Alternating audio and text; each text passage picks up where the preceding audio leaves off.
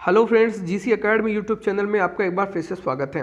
दोस्तों, previous lecture में हमने पढ़ा था भाग 1 संघ और उसके राज्य क्षेत्र, यानी कि आर्टिकल 1 से 4 के बारे में, भाग 1 के बारे में हमने चर्चा की थी। तो दोस्तों, आज के सेशन के ड्यूरिंग हम वो क्वेश्चंस डिस्कशन करने वाले हैं जो हमारे प्रीवियस ईयर में एग्जाम्स में पूछे गए हैं तथा आने वाले हमारे एग्जाम्स के लिए काफ़ी ज़्यादा इंपॉर्टेंट हो सकते हैं। तो दोस्तों, चलते हैं आज के सेशन की शुरुआत करते हैं पहले क्वेश्चन के साथ में। पहला क्वेश्चन है दोस्तों, भाग 1 का संबंध है। भाग 1 का दोस्तों, जैसा कि आप जानते हो, भाग 1 में संघ और उसके राज्य क्षेत्र का उल्लेख कर रखा है, यानी कि आर्टिकल 1 से 4 तक। लेकिन दोस्तों, मैंने आपको कंफ्यूज करने के लिए आपको ऑप्शंस दिए हैं और उसमें से काफ़ी स्टूडेंट्स ने इनको क्लिक भी किया है। ओके, अब समझें। भाग 1 का संबंध होता है संघ और उसके राज्य क्षेत्र से संबंधित। नागरिकता का संबंध होता है भाग 2 से। मौलिक अधिकार 3 में है, मौलिक कर्तव्य 4A में है और पंचायती राज का संबंध भाग 9 से संबंधित है। ओके दोस्तों, अगला क्वेश्चन है, कौन से अनुच्छेद से भारत के आधिकारिक नाम की पुष्टि होती है। बहुत ही अच्छा क्वेश्चन दोस्तों। ये कहता है कि भारत का जो ऑफिशियल नेम है वो क्या है तथा कहां से स्पष्ट होता है। सबसे पहले जाने दोस्तों, भारत का जो ऑफिशियल नेम है वो भारत या इंडिया है। इसके अलावा कोई तीसरा नाम नहीं है, यानी कि हिंदुस्तान, आर्यावर्त, भारतवर्ष, ऐसा नाम भारत का ऑफिशियली नहीं है। ओके दोस्तों, ये स्पष्ट कहां से होता है? ये स्पष्ट होता है आपके आर्टिकल 1 से। आर्टिकल 1 कहता है भारत जो कि इंडिया राज्यों का संघ होगा, यानी कि India that is Bharat shall be A union of the states. वो यही स्पष्ट करता है कि भारत का जहां पे भी रिप्रेजेंटेशन होगा, भारत खुद को जहां पे भी रिप्रेजेंट करेगा वो इंडिया या भारत के नाम के साथ में करेगा, अन्य किसी नाम के साथ में नहीं करेगा, और यही इसका ऑफिशियल नेम होगा। ये आर्टिकल 1 से पता चलता है। ओके दोस्तों, अगला हमारा क्वेश्चन है, वर्तमान में भारत में है। ओके, क्या है वर्तमान में भारत में?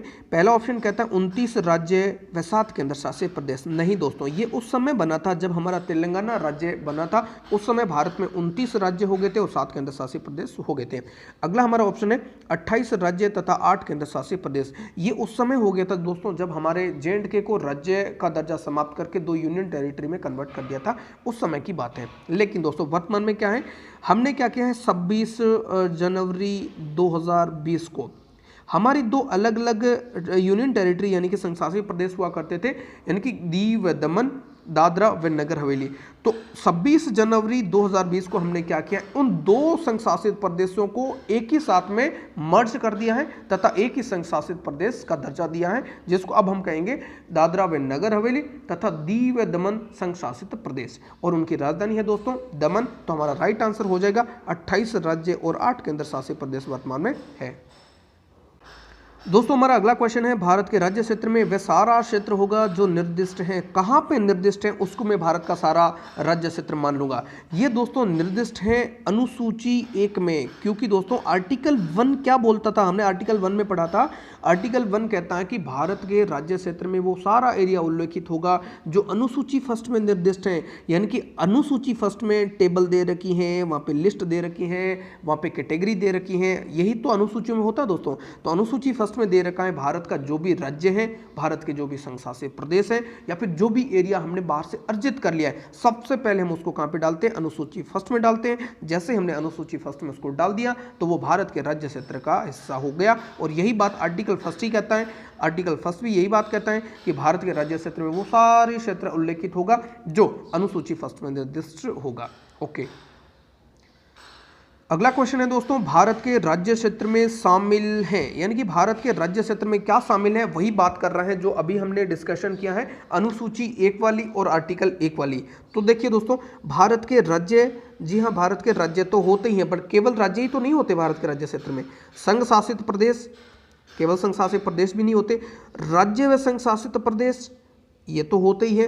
उसके अलावा दोस्तों परफेक्ट आंसर देखिएगा जो ऑप्शन डी में दे रखा है, राज्य क्षेत्र यानी भारत के जो भी राज्य हैं, संघ शासित प्रदेश यानी कि जो भी संघ शासित प्रदेश हैं, और अर्जित क्षेत्र। वेरी वेरी इंपॉर्टेंट दोस्तों, ध्यान रखें, भारत के राज्य क्षेत्र में हमने पिछले क्वेश्चन में भी डिस्कशन किया था, भारत के राज्य क्षेत्र में 3 चीजें शामिल हैं, आर्टिकल 1 कहता है, और उसको बहुत ही अच्छे से दिमाग में बिठा लें। एक तो भारत के राज्य होंगे, एक संघ शासित प्रदेश होगा, और तीसरी चीज होगी अर्जित क्षेत्र। भारत कोई भी इस एरिया को अपने अंदर ऑक्यूपाइड कर लेता है वो भी भारत के राज्य क्षेत्र में शामिल होगा।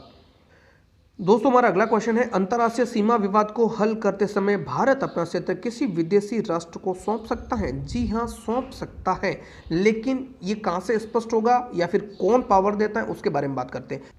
पहला ऑप्शन है दोस्तों अनुच्छेद 1। अनुच्छेद 1 में ऐसी कोई बात नहीं की गई है दोस्तों, अनुच्छेद 1 में ऐसा कोई पावर नहीं दिया है। ये कहता है अनुच्छेद 2 में आर्टिकल 2 कहता है कि हम किसी भी विदेशी टेरिटरी को भारत की टेरिटरी में शामिल कर सकते हैं, ये इससे रिगार्डिंग बताता है।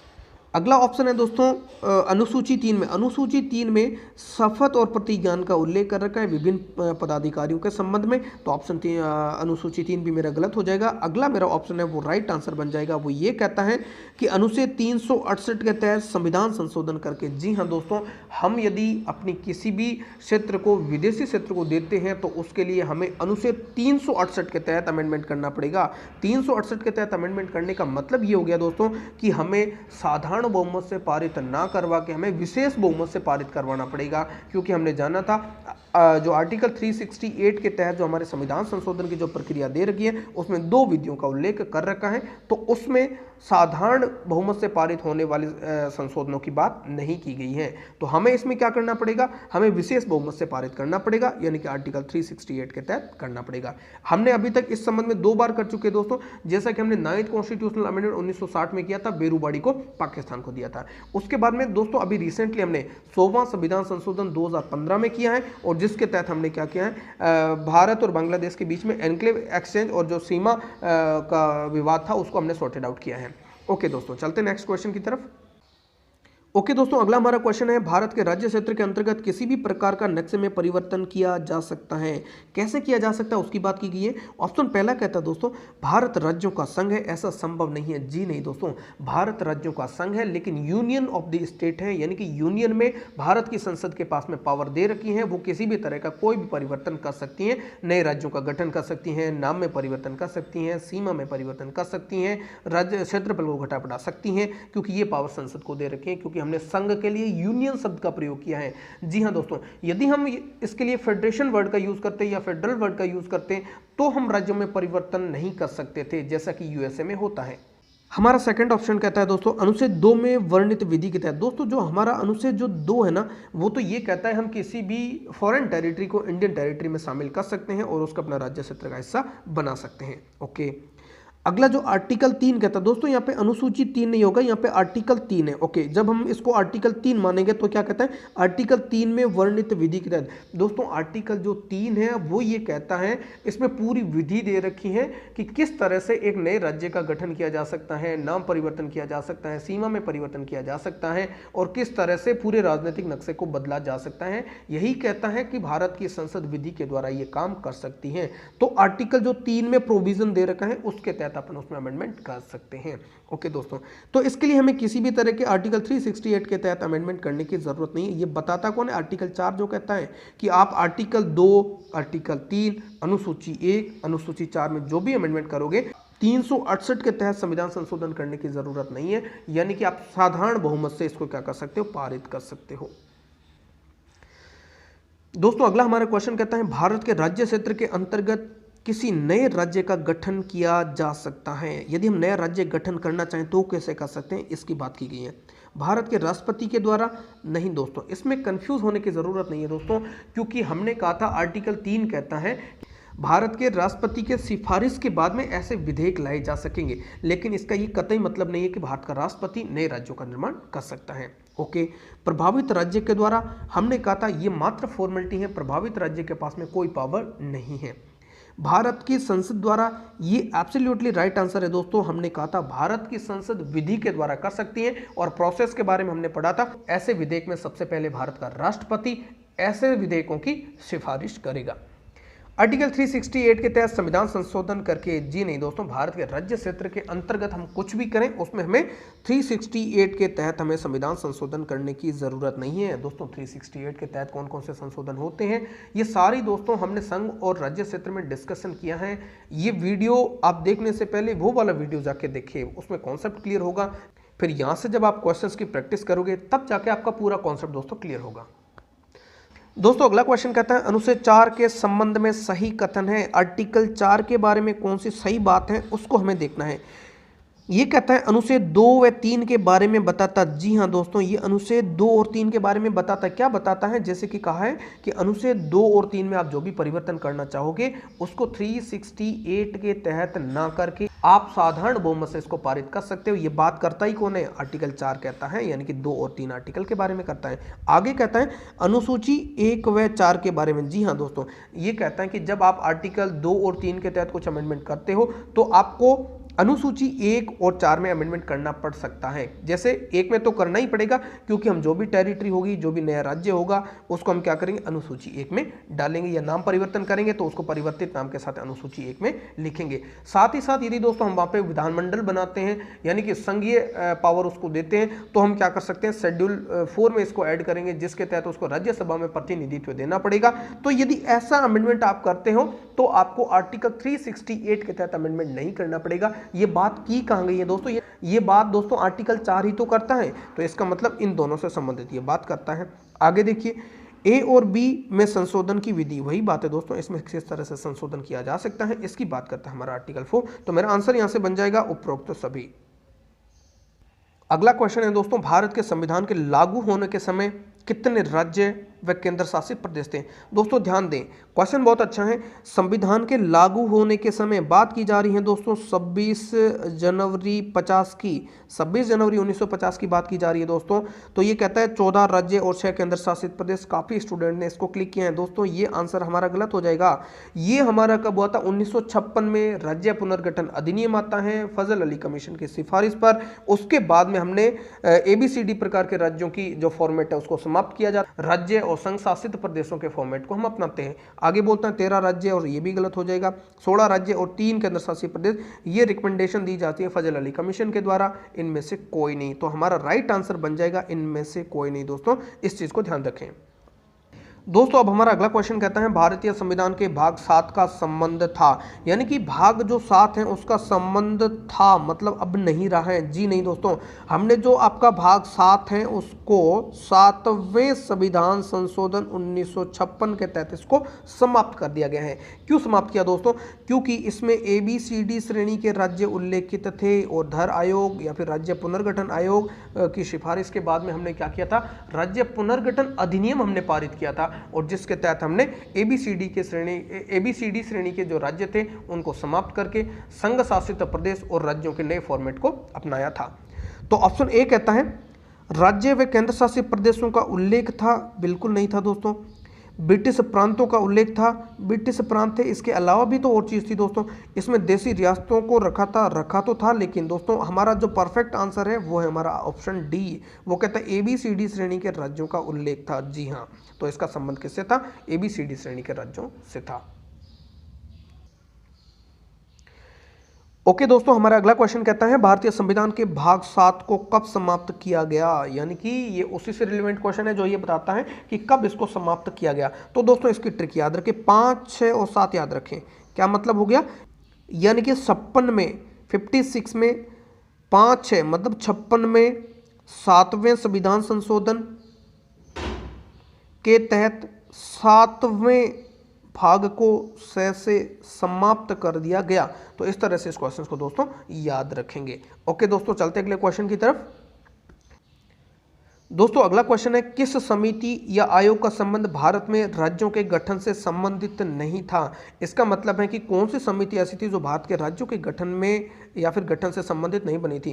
पहला है दोस्तों धर आयोग बना था। JVP कमेटी उसके बाद बनी थी, और उसके बाद में जो तीसरी बनी थी वो फजल अली कमीशन बना था, जिसको हमने कहा था राज्य पुनर्गठन आयोग का नाम भी दिया था। लेकिन दोस्तों ध्यान दें, हमारा राइट आंसर सी बन जाएगा, सी राज्य निर्माण आयोग। ऐसा कोई भी आयोग हमने भारत में राज्यों के निर्माण से संबंधित नहीं बनाया था। ओके दोस्तों, अब चलते हैं अगले क्वेश्चन की तरफ। दोस्तों हमारा अगला क्वेश्चन है निम्न में से कौन सा कथन फजल अली कमीशन के अनुसार असत्य है, यानी कि जो फजल अली कमीशन के अनुसार कौन सा ठीक नहीं है? ये कहता है भाषा व संस्कृति की एक रूपता के अनुसार राज्यों का गठन किया जा सकता है। बिल्कुल सही है दोस्तों, उन्होंने कहा था भाषाई एक रूपता और सांस्कृतिक एक रूपता को बनाया जा सकता है, लेकिन उसने कहा था कि एक भाषा एक राज्य संभव नहीं है, जो कि बी ऑप्शन में दे रखा है, और यही हमारा राइट आंसर बन जाएगा। देखो दोस्तों आगे डिस्कशन करते क्या कहता है, भाषा के आधार पर राज्यों का गठन तथा एक भाषा एक राज्य संभव। इन्होंने कहा था एक भाषा एक राज्य संभव नहीं है। ओके, तो ये असत्य हो जाएगा। फिर डिस्कशन करते अगले की, ऑप्शन सी कहता है राज्यों के निर्माण में सामरिक, आर्थिक तथा प्रशासनिक व्यवस्था को ध्यान दें। इन्होंने कहा था सांस्कृतिक और भाषाई एक रूपता जरूर रख सकते हैं, लेकिन सबसे ऊपर रखा जाएगा सामरिक दृष्टि, आर्थिक और प्रशासनिक महत्व को सबसे ऊपर रखा जाएगा, उनको प्राथमिकता दी जाएगी। ओके, डी ऑप्शन हमारा कहता है 16 राज्य और 3 केंद्र शासित प्रदेशों का गठन किया। ये स्टेटमेंट बिल्कुल सही है दोस्तों। उन्होंने कहा था 16 राज्य और 3 केंद्र शासित प्रदेशों का गठन कर दिया जाना चाहिए, लेकिन हमारी सरकार ने 14 राज्य और 6 केंद्र शासित प्रदेशों का गठन किया था राज्य पुनर्गठन अधिनियम 1956 के तहत। अगला क्वेश्चन दोस्तों, भारत में वर्तमान में राज्यों और केंद्र शासित प्रदेशों का स्वरूप कब संभव हुआ? दोस्तों यही बात हमने प्रीवियस क्वेश्चन में डिस्कशन की थी, यानी कि फजल अली कमीशन की सिफारिश के बाद। यहाँ से दोस्तों मैं एक और मैसेज देना चाहता हूँ कि जब भी पहले ऑप्शन पे आप क्लिक ना करें, सारे ऑप्शंस को एक बार जरूर देख लें। हमें लगा फजल अली कमीशन की सिफारिश के बाद हमने तुरंत इसको क्लिक कर दिया, जी नहीं दोस्तों। आगे देखो, 7वें संविधान संशोधन 1956 के बाद, क्योंकि फजल अली कमीशन के बाद ही तो हमने 7वां संविधान संशोधन किया था। इसका मतलब राज्य और जो केंद्र शासित प्रदेशों का जो फॉर्मेट है इसके बाद आया है, मैं ये भी कहूँगा इसके बाद में आया है। और आगे क्या बोलता है, राज्य पुनर्गठन अधिनियम 1956 के तहत हमने फजल अली कमीशन के बाद ही 7वां संविधान संशोधन 1956 करा तथा राज्य पुनर्गठन अधिनियम 1956 को पारित किया। दैट्स वाई हमारे भारत में केंद्र शासित प्रदेश और राज्यों का फॉर्मेट आया। इसका मतलब मेरा राइट आंसर बन जाएगा उपरोक्त सभी। तो इसका मतलब ये था दोस्तों कि आप सारे ऑप्शंस को चेक करें, सारे ऑप्शंस के बाद ही अपना आंसर दें। ओके दोस्तों, अगला क्वेश्चन है 9वें संविधान संशोधन का संबंध है। ये अगेन उसी टाइप का क्वेश्चन है दोस्तों। 9वें संविधान संशोधन का संबंध किससे है? बेरूबाड़ी संघवाद से संबंधित है, ये बात भी ठीक है। संविधान के भाग 1 से संबंधित है, क्योंकि ये मामला संविधान के भाग 1 से जुड़ा था, क्योंकि हमने अपनी टेरिटरी जो हमारा संघ और राज्य क्षेत्र है उसको किसी फॉरेन कंट्री को दे दिया था, ये भी ठीक है। नेहरू नून समझौते से संबंधित है, क्योंकि दोस्तों इसी के तहत ही नेहरू नून एग्रीमेंट को खारिज किया गया था। तो इट मीन्स मेरा राइट आंसर क्या बन जाएगा? उपरोक्त सभी। तो पहले ऑप्शन को फिर क्लिक ना करें कि बेरूबाड़ी संघवाद से संबंधित था, और उसके बाद में हमने क्या कर दिया था, 9th कॉन्स्टिट्यूशनल अमेंडमेंट 1960 कर दिया था। ओके दोस्तों, हमारा अगला क्वेश्चन है अनुच्छेद 3 के अंतर्गत नए राज्य के गठन के संबंध में कौन सा कथन सही है? यानी कि हमें अनुच्छेद 3 के अंतर्गत हम जो यदि राज्यों का गठन कर रहे हैं तो उससे संबंधित कौन सा कथन आपका सही है? पहला ऑप्शन कहता है कि संबंधित या प्रभावित राज्य का अनुमोदन आवश्यक है, यानी कि उसकी रिकमेंडेशन जरूरी है। जी नहीं दोस्तों, यदि वो तो मात्र औपचारिकता है, उससे ज़रूर सूचित किया जाता है, लेकिन उसकी सलाह को या फिर उनकी जो भी रिकमेंडेशन है उनको मानने के लिए बिल्कुल भी बाध्यता नहीं है भारत के प्रेसिडेंट को। ओके, इससे संबंधित विधेयक विशेष बहुमत से पारित होना आवश्यक है। जी नहीं दोस्तों, आर्टिकल 4 यही बात करता है। इससे संबंधित जो भी विधेयक होते हैं आप उसको साधारण बहुमत से पारित कर सकते हैं। ऐसे विधेयक राष्ट्रपति की सिफारिश के बाद ही लाए जा सकते हैं। जी हाँ दोस्तों, यह बहुत इंपॉर्टेंट है। और ध्यान भी रखें कि ऐसे विधेयक जो भी होते हैं आर्टिकल 3 से संबंधित हम जो भी अमेंडमेंट करना चाहते हैं तो वो विधेयक राष्ट्रपति के सिफारिश के बाद ही लाए जाने चाहिए। अगला ऑप्शन, ऐसे विधेयक को राज्य विधानमंडल में पारित करना अति आवश्यक है, ये भी गलत है। दोस्तों अगला क्वेश्चन है भारत किसी विदेशी क्षेत्र को भारत के राज्य क्षेत्र में मिला सकता है, यह शक्ति प्राप्त है। यानी कि भारत अपने किसी भी टेरिटरी को विदेशी टेरिटरी को भारत के अंदर मिला सकता है, ये पावर कौन देता है? भारत के राष्ट्रपति के पास पावर है? जी नहीं दोस्तों, भारत के राष्ट्रपति के पास पावर नहीं है। अगेन यहाँ पे कुछ स्टूडेंट इसको सही करेंगे, भारत की सरकार नहीं कर सकती दोस्तों। भारतीय सेना को भारत सरकार के आदेश के बाद में, ये भी गलत है। यहाँ पे ध्यान दे दोस्तों, हमने कहा था जब भी भाग 1 की बात करते हैं दो चीजें बहुत इंपॉर्टेंट है, एक तो भारत की संसद, एक विधि के द्वारा। दो वर्ड बहुत इंपॉर्टेंट है, भारत की संसद कर सकती है और विधि के द्वारा कर सकती है, ये दो चीज बहुत इंपॉर्टेंट है। तो अगेन भारत की संसद विधि के द्वारा ये कर सकती है, बाकी किसी को पावर नहीं है। ओके दोस्तों, ये था हमारा इस सीरीज का लास्ट क्वेश्चन जो हमने डिस्कशन कर लिए हैं दोस्तों। थैंक यू सो मच दोस्तों हमारे साथ में बने रहने के लिए। फिर से मिलते हैं पार्ट 2 नागरिकता के साथ में।